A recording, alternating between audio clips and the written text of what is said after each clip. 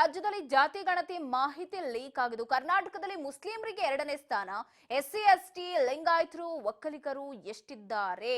ಕರ್ನಾಟಕದ ಜಾತಿ ಗಣತಿ ವರದಿಯ ದತ್ತಾಂಶ ಸೋರಿಕೆಯಾಗಿದ್ದು 70 ಲಕ್ಷ ಜನಸಂಖ್ಯೆಯೊಂದಿಗೆ ಮುಸ್ಲಿಮರು 2ನೇ ಸ್ಥಾನವನ್ನ ಪಡೆದುಕೊಂಡಿದೆ. ಮೊದಲ ಸ್ಥಾನ ಎಸ್ಸಿ, ಲಿಂಗಾಯತರು ಒಕ್ಕಲಿಗರು ನಂತರದ ಸ್ಥಾನದಲ್ಲಿದ್ದಾರಂತೆ. ಇದೇ ಕಾರಣಕ್ಕೆ ಜಾತಿ ಗಣತಿಯನ್ನ ಬಿತ್ತರಿಸದೆ ಇಷ್ಟು ದಿನ ಡಿಲೇ ಮಾಡಿರೋದು. ಎಲ್ಲಿ ಬಿತ್ತರಿಸಿದ್ರೆ ಒಕ್ಕಲಿಗ ಲಿಂಗಾಯತರು ನಮಗೆ ಬೆನ್ನು ಬೀಳ್ತಾರೋ ಅಂತ. ಆದ್ರೆ ಇಲ್ಲಿ ರಿಪೋರ್ಟ್ ಕಾರ್ಡ್ ಅನ್ನ ಕೊಡದೆ ಹೋದ್ರೆ ಅಹಿಂದ ನಾಯಕ ಸಿದ್ದರಾಮಯ್ಯ ಪ್ರೂವ್ ಮಾಡ್ಕೊಳ್ಳೋದು ಹೇಗೆ ಅಂತ. ಕರ್ನಾಟಕ ಜಾತಿ ಗಣತಿ ವರದಿಯ ದತ್ತಾಂಶ ಸೋರಿಕೆಯಾಗಿದ್ದು 70 ಲಕ್ಷ ಜನಸಂಖ್ಯೆಯೊಂದಿಗೆ ಮುಸ್ಲಿಮರು 2ನೇ ಸ್ಥಾನದಲ್ಲಿ ಇದ್ದಾರೆ.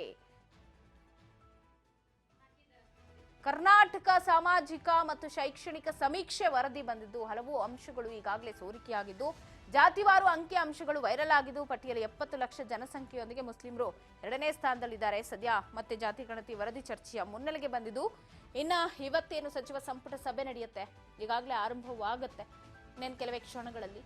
ಅಲ್ಲಿ ಮಂಡನೆಯಾಗುವ ಬಗ್ಗೆ ಸರ್ಕಾರದ ಸಚಿವರು ಸಿಎಂ ಪರ ವಿರೋಧ ಹೇಳಿಕೆಗಳನ್ನ ನೀಡಿದ್ರು. ಆದರೆ ಜಾತಿ ಗಣತಿ ವರದಿಯಲ್ಲಿರುವ ಅಂಕಿ ಅಂಶ ಇನ್ನೂ ಸಾರ್ವಜನಿಕವಾಗದೆ ಸಾಕಷ್ಟು ಊಹಾಪೋಹಗಳಾಗಿರುವುದು, ಈ ವಿಚಾರದ ಬಗ್ಗೆ ವಿರೋಧ ವ್ಯಕ್ತವಾಗ್ತಾ ಇದ್ದು ಇನ್ನು ಸಂಪುಟ ಸಭೆ ಇವತ್ತೇನು ನಡೀತಾ ಇದೆ ಆ ಸಂಪುಟ ಸಭೆಯಲ್ಲಿ ಜಾತಿ ಗಣತಿ ವರದಿಯ ವಿಷಯವನ್ನ ಮಂಡಿಸಲಾಗುವುದಿಲ್ಲ ಅಂತ ಕೂಡ ಹೇಳಿದ್ರಂತೆ. ಮುಂದಿನ ಸಂಪುಟ ಸಭೆಯಲ್ಲಿ ಅಂದ್ರೆ ಇವತ್ತು ಏನ್ ಸಚಿವ ಸಂಪುಟ ಸಭೆ ನಡೀತಾ ಇದೆ ಇಲ್ಲಿ ಆ ವರದಿಯನ್ನ ನೀಡಲ್ಲ. ಇನ್ನು ನೆಕ್ಸ್ಟ್ ಮುಂದಿನ ಸಂಪುಟ ಸಭೆ ಏನ್ ನಡೆಯುತ್ತೆ, ಯಾವಾಗ ನಿಗದಿ ಮಾಡ್ತಾರೆ ಆ ಸಂಪುಟ ಸಭೆಯಲ್ಲಿ ವಿಚಾರವನ್ನ ಮಂಡಿಸಿ ಅಲ್ಲಿ ಸೂಕ್ತ ತೀರ್ಮಾನವನ್ನ ಕೈಗೊಳ್ಳಲಾಗುವುದು ಅಂತ ಹೇಳಿ ನಿನ್ನೆನೆ ಏನು ದೆಹಲಿಯಲ್ಲಿದ್ರು ಆಗ್ಲೇ ಸಿದ್ದರಾಮಯ್ಯನವರು ಈ ಮಾಹಿತಿಯನ್ನ ಕೊಟ್ಟರು.